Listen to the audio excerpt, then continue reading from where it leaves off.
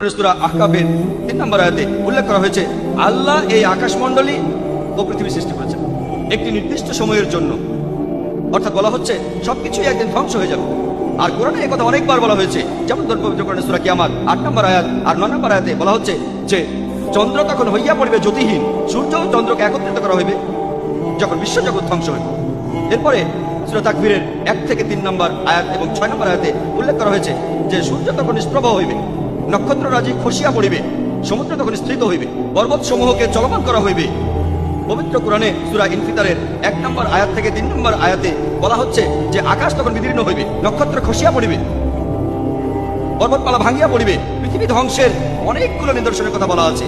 পবিত্র কোরআনের আয়াতে এই কথাগুলো বলা হয়েছে, এগুলোকে বিজ্ঞান এখন প্রমাণ করতে পারেনি।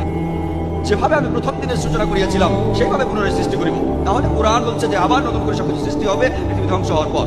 বিজ্ঞান এর ব্যাপারে কিছু জানে না। কোরআন